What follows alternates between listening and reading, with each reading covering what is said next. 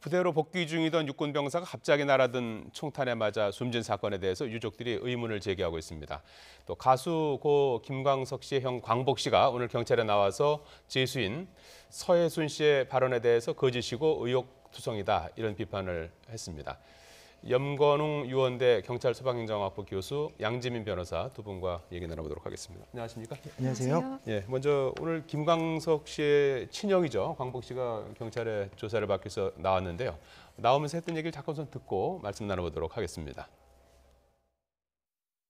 진실을 규명하는데 최선의 노력을 다하겠습니다. 서연이의 소식에 대해서 왜 궁금하지 않았겠습니까?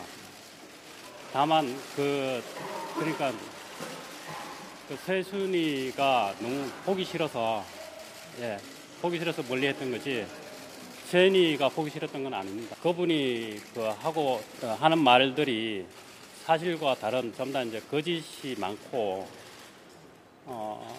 진실을 밝히고 싶습니다. 예. 자, 지금 김광복 씨 같은 경우에는 이제 김광석 씨 아내 서해순 씨가 딸 서연 양을 사망하게 하고 사망 사실 숨긴 채 저작권 소송을 마쳤다. 그렇죠. 이런 내용으로 검찰 고발장을 낸 상태 아니겠습니까? 그렇습니다. 그와 관련한 이제 조사를 받고 있는데요. 네. 양쪽의 그 주장의 어떤 차이가 어떤 것들입니까? 우선 김광복 씨 같은 경우에는 이제 말씀해주신 것처럼 크게 두 가닥의 이제 주장을 하고 있습니다. 네. 첫 번째는 이제 유기치사 혐의인데요. 서연 양을 돌봐야 될 그런 보호자의 지위에 있지만 그 의무를 다하지 못하고 서연 양을 죽음에 이르게 됐다라는 이제 유기치사 혐의고요. 그리고 하나는 저작권 소송 당시에 이제 서연 양이 사망했음에도 불구하고 그거를 재판부에 알리지 않았기 때문에 이것은 명백한 소송 사기다라고 이렇게 주장을 하고 있는데요. 하지만 이제 서해순 씨 입장에서는 우선 이미 많이 진행됐던 인터뷰에서 얘기가 나왔던 것처럼 당시 경황이 없었다라고 설명을 하고 있고요. 소송 사기 같은 경우에는 사실 내가 소송 사기, 그러니까 허위의 주장을 하고 허위의 증거를 제출함으로써 나에게 유리한 결과, 재산적인 이익을 얻어야만 성립하는 범죄인데 사실상 그게 조정으로 이제 끝났고 그리고 그 판결이 사실 이제 서연 양이나 그 서해순 씨에게 굉장히 유리했던 원래 판결이기 때문에 나는 재산적인 이익, 그 거짓말을 함으로써 유리함을 득본 것이 없다라고 이제 주장을 하고 있는 거고요. 유기치사 혐의 역시 급성 폐렴으로 아이가 사망을 하게 된 것이지 그게 어떤 나의 잘못이라든지 나는 응급조치를 다했기 때문에 그런 의무 위반이 없다라고 사실 양쪽에서 첨예하게 주장이 대립하고 있습니다. 예. 자, 염 교수님, 네. 서해순 씨 같은 경우에도 이제 연일 언론 인터뷰를 통해서 자신의 입장을 계속 개진하고 이제 경찰에서 진위 여부를 이제 가리게 됐는데요. 네네. 지금까지 좀 어떤 부분들이 좀 차이가 있는 것 같습니까?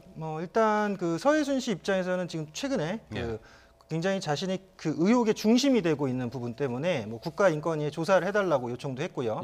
또 모 방송에 나와서 인터뷰를 했는데 그것이 이제 부족했는지 또 오늘 아침에 또 라디오 인터뷰까지 계속 진행을 했거든요.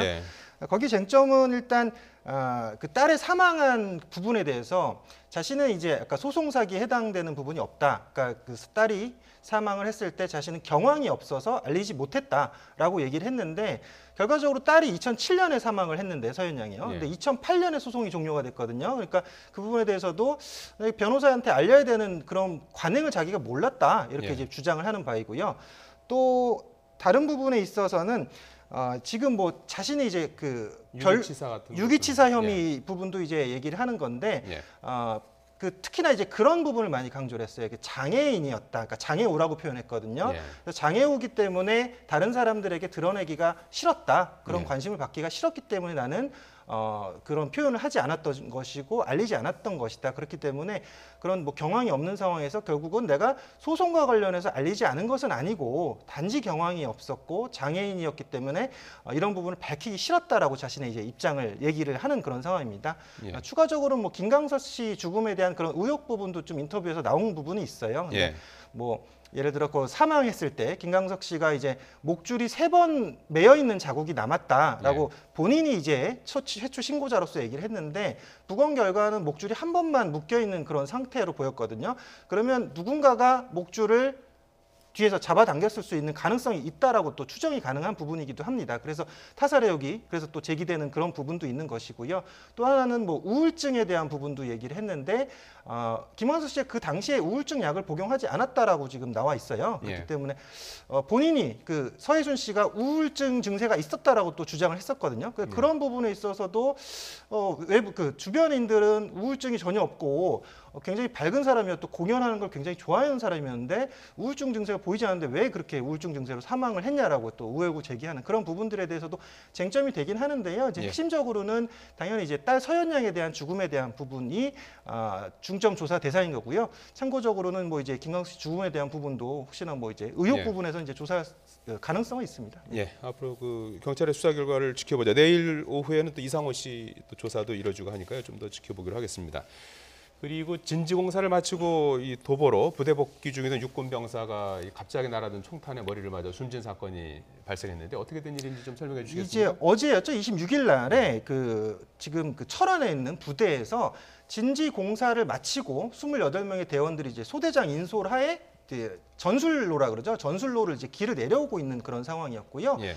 근데 갑자기 그 후미에서 가고 있던 모 일병이 갑자기 뒤로 쓰러지면서 의식을 잃은 상태였죠. 그래서 확인했더니 총탄이 머리로 관통을 해서 사망한 그런 사건이었습니다. 예. 근데 그 주변에서 그러니까 400m 정도 떨어진 거리에서 사격 훈련이 그 상황에 그 시간에 실시되고 있었다는 거죠. 그래서 육군에서 발표한 내용에 의하면 사망 원인을 사격 훈련 중에 도비탄이 발생했다라고 추정을 하고 있거든요. 예, 지금 지도상으로 저희가 준비를 해봤는데요. 네네. 예, 사격장 맞은편 쪽으로 이렇게 길이 있고요. 그렇죠. 그렇죠. 예. 그 앞에서 유효 사거리가 460m인데 400m 지점에 길이 있고요.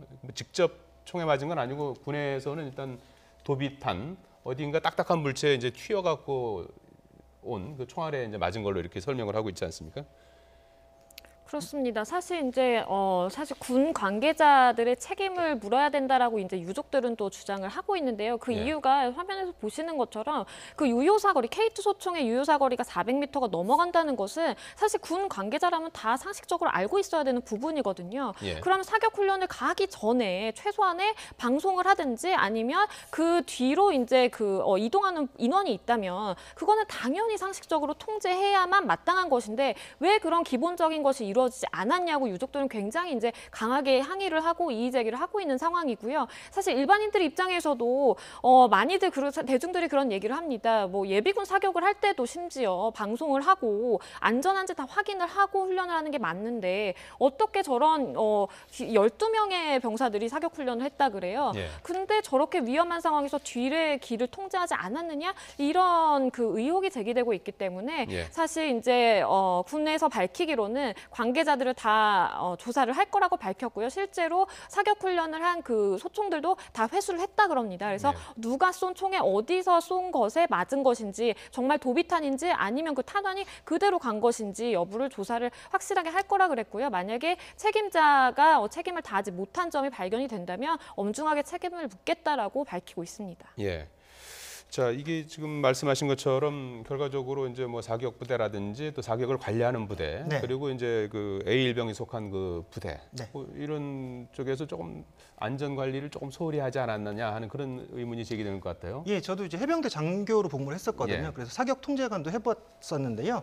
사격을 실시하게 되면 인접 부대끼리 우리가 사격을 한다라고 미리 다 협조를 합니다. 그래서 예. 사격장 인근에서는 작업 및 훈련을 절대 하지 않거든요. 그래서 이런 부분에서 서로 간의 그 업무 협조가 이루어지지 않았다라고 일단 좀 추정을 해봐야 될 것 같고요.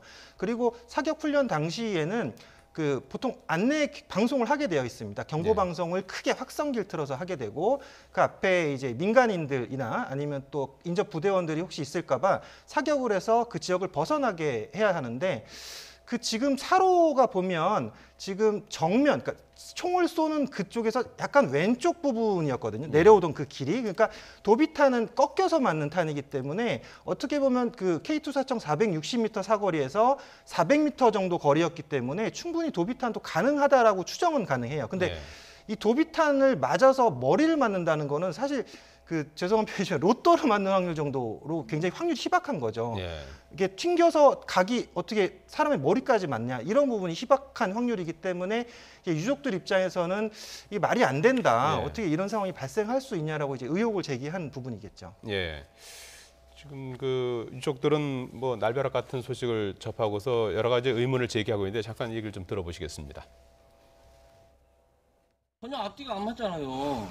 아니 하다못해 예비군 사격을 가도 사이렌 울리고 전방에다 대고 사격한다고 대피하라고 얘기하는데 군부대에서 이게 말이 돼요? 아 예비군 훈련도 시골 전부터 섬에서도 총살대 방송하고 쏘는데 그 400m 거리에서 그 방송 안 해요? 예. 자, 뭐 이 국내 안전사고가 좀 반복되는데 이 어떻게 좀 예방할 수 있는 방법이 없을까요? 사실 가장 큰 문제는 이건 인재라고 생각합니다. 안전 불감증 때문에 그렇고요. 그러니까 사격 훈련을 하기 전에 그 부대에서 우리가 사격 훈련을 실시할 것이다라고 그냥 통보에 그치는 게 아니라 그 다른 인접 부대와의 긴밀한 공조를 통해서 실제로 그게 통제가 되고 있는지, 인원이 통제가 되고 있는지, 혹시나 안전점에서 미비한 점이 없는지를 확인을 짚고 넘어갔어야 되는 부분인데 이 부분에 대해서 잘못됐다는 점은 이번 사건으로는 사실 명백한 것 같고요. 그렇기 때문에 사실 인재라는 점에서 더 안타까운 것 같습니다. 예.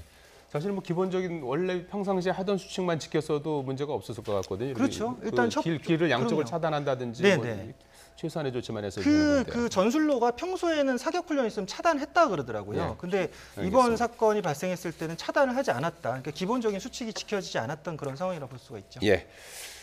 자, 배우 송선미 씨의 남편을 흉기로 찔러 숨지게 한 혐의로 재판에 넘겨진 20대 조모 씨가 지금 구속이 돼서 재판에 넘겨졌는데 여러 가지 뭐 의문이 제기가 됐어요. 조모 씨, 그 살인을 한 조모 씨가 뭐 흥신소를 통해서 청부 살인을 알아본 그런 정황이 드러났다는 거죠? 네, 그렇습니다. 일단 이 검찰에서 사실 이제 압수수색을 진행을 했습니다. 그래서 실제로 살인 행위를 한 그 조모 씨의 뭐 휴대전화라든지 뭐 노트북 다 압수를 해서 조사를 했거든요. 근데 거기에 이제 어떤 정황이 포착이 됐냐면 조 씨 스스로 살인 행위를 하기 이전에 혹시 나를 대신해서 누군가가 이 살인 행위를 대신해주면 어떨까라고 해서 흥신소를 알아봤던 그런 정황이 이제 포착을 된 겁니다. 그래서 그 문자를 주고받은 당사자가 또 누구냐라고 봤더니 송선미 씨 남편의 이제 이종사촌 관계에 있는 광모 씨였던 겁니다. 그렇기 때문에 사실 이제 검찰에서는 우선은 그 실제 행위를 한 조모 씨만을 구속 기소했지만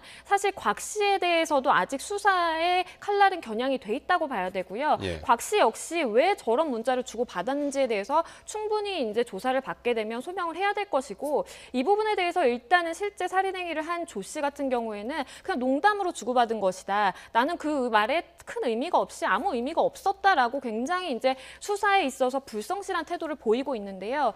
그렇기 때문에 사실 검찰은 그 말에 당연히 신빙성이 있다고 보지는 않고요. 아마도 곽 씨를 추가로 소환을 해서 왜 그런 문자를 주고받았는지 실제로 청부 살인을 의뢰했는지 여부에 대해서 조사를 할 걸로 보입니다. 예. 이 사건의 지금 발단이 외할아버지의 어떤 재산 상속을 놓고서 갈등이 있었다는 거 아니겠습니까? 네, 이게 어떻게 된 맞습니다. 내용인 거죠? 그러니까 그 송선미 씨 남편의 외조부가 상당한 재력가예요. 그 600억대의 재산을 갖고 있고 일본에서 뭐 빠찡코도 하시고 부동산도 상당히 많이 갖고 있는 그런 재력가였는데 요 재산 관련해서 지금 고모 씨 그 고종사촌인 지금 고 씨, 그러니까 살인 청부를 의뢰한 사람으로 지금 추정이 되는 고 씨하고 그 고 씨가 아는 지금 조 씨, 그러니까 젊은 그 지금 살인범으로 추정되는 조 씨가 서로 간에 이제 살인 교사를 했고 살인을 실행한 그런 상황이 된 거죠. 그래서 지금 고 씨가 조 씨에게 시켜서 결국 고 씨는 송선미 씨의 남편이죠. 아, 네, 죄송합니다. 곽 씨죠. 그러니까 곽 씨가 살인 교사를 했고 조 씨가 이제 살인을 실행한 그런 상태인데요. 지금 그 곽 씨 같은 경우도 재산 증여 관련해서 지금 사문서 위조 혐의로 구속됐습니다. 26일 날. 그런데 아주 좀 잘 될 것 같은 생각이요. 왜냐하면 지금 살인 교사범에 대해서는 굉장히 밝히기가 힘듭니다. 왜냐하면 살인 교사 혐의를 밝힌다는 게 서로 간에 은밀하게 이루어진 행위이기 때문에 그것을 밝히는 게 굉장히 힘든데 지금 곽 씨가 구속됨에 따라서 추정을 하고 또 진술을 하고 또 조사를 하다 보면 서로 간에 연결고리가 나오게 돼 있죠. 특히나 이제 지금 살인을 실행한 조 씨에 대해서 곽 씨가 뭐 이런 얘기를 했을 겁니다. 분명히 예. 너에게 많은 돈을 주겠다 또는 뭐 너의 가족을 챙겨주겠다 이런 얘기를 했을 겁니다. 그러니까 과거에 김영식 씨 시의원 그 살인교사했던 그런 사건이 있었거든요. 예. 그것도 마찬가지로 자기 친구인 팽 씨에게 살인교사를 지시했었는데 결국 나중에 팽 씨가 배신감을 느껴서 지금 사건 전반적인 사항을 다 이제 진술을 했었거든요. 예. 그러니까 이 사건의 핵심은 지금 살인을 실행한 조 씨가 이제 지금 곽 씨에게 살인을 교사받은 그 내용을 진술을 하게 되면 예. 이런 부분이 이제 확실하게 드러날 수 있겠죠. 예. 앞으로 이제 수사에서 밝혀야 될 대목이죠. 가장 핵심적인 것이 그 살인 행위를 한 조모 씨 뒤에 곽 씨가 있느냐 없느냐 이 부분이 이제 쟁점이 되겠죠. 그렇죠. 그러니까 예. 말씀해주신 것처럼 조모 씨와 연락을 주고받은 그 이종 사촌 곽 씨뿐만 아니라 그 예. 곽 씨의 이제 아버지로 추정되는 송선미 씨 남편 입장에서는 이제 삼촌이겠죠. 예. 다 지금 그 사문서 위조로 구속이 돼 있는 상황이거든요. 예. 그렇기 때문에 사실 조 씨의 배우, 조 씨의 뒤에 그 사촌 이종 사촌만 있는지 아니면 이종 사촌의 그 아버지나 또 다른 친족 관계에 다른 사람들이 또 얽혀 있는지도 사실 수사의 쟁점의 하나가 될 수 있고요. 사실 뭐 검찰에서 보기로는 일단은 재산 문제로 인해서 살인의 동기는 충분히 있다고는 보는 것 같습니다. 하지만 정확한 구체적인 증거가 있어야 되기 때문에 그 증거 수집 여부에 따라서 결과가 달리 나올 것으로 보입니다. 예.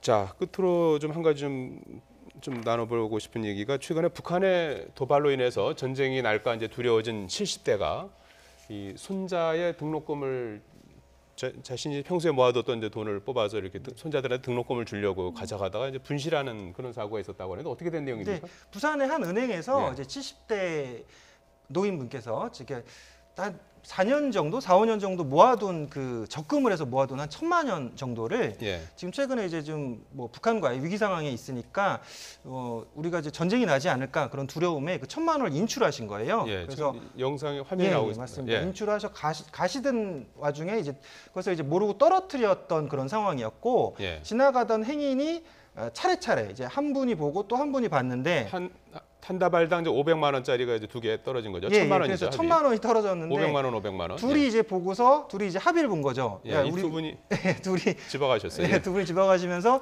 1,000만 원이니까 우리 500씩 나누자 이렇게 가져간 그런 상황입니다. 근데 이제 지금 경찰에서 이렇게 500만 원씩 다 찾아가지고 다시 지금 그 돈을 잃어버리신 그 70대 노인분에게 돌려줬다고 지금 합니다. 네. 예. 저 돈을 준 두 분도 서로 잘 모르는 사이였는데 그렇죠. 서로 바로 모르는 그 사이였는데. 자리에서 하나씩 가져가기로 이렇게 또 그렇죠. 했습니다. 엄연한 범죄 행위입니다. 이게 예. 점유 이탈물 횡령죄가 성립을 할 수 있고요. 아무리 예. 길거리라고 하더라도 내 소유의 물건이 아니면 절대로 집어가시면 안 됩니다. 그러니까 심하게는 판례에 의하면 뭐 은행이나 백화점 이게 길거리였기 때문에 점유이탈물 횡령죄지 은행이나 백화점 같은 데서 하면 그냥 직접적으로 절도죄가 성립을 하거든요. 그렇기 네. 때문에 더 중하게 처벌을 받을 수 있다는 점도 유의하셔야겠습니다. 당사자들은 기독교 신자신데 너무 그동안 착하게 살아서 하나님께서 상을 주시는 줄 알았다고 네, 얘기를 그렇게 했어요. 사실 예. 조금 허무맹랑하게 진술을 하셨는데요. 네. 사실 이제 떨어뜨리고 간 거를 알았겠지만 어쨌든 경찰 조사에서 그렇게 진술을 했고 다행히 사실 그 돈을 떨어뜨리신 피해자분도 나의 실수도 있으니까 선처를 해달라라고 굉장히 마음씨 좋게 진술을 하셔가지고요. 뭐 글쎄요, 경찰에서 어떻게 판단할지는 선처해달라고 하면 그런 것들도 참작이 되는 겁니까? 그래서 일단은 이제 재산범죄이기 때문에 재산범죄 같은 경우에는 피해를 입은 사람이 선처를 원한다라 그러면 사실 네. 그 부분도 이제 반영이 되게 됩니다. 예, 알겠습니다. 예, 사건 사고 소식 좀 짚어봤습니다. 염건웅 유원대 경찰 소방행정학부 교수 양지민 변호사였습니다. 두 분 고맙습니다.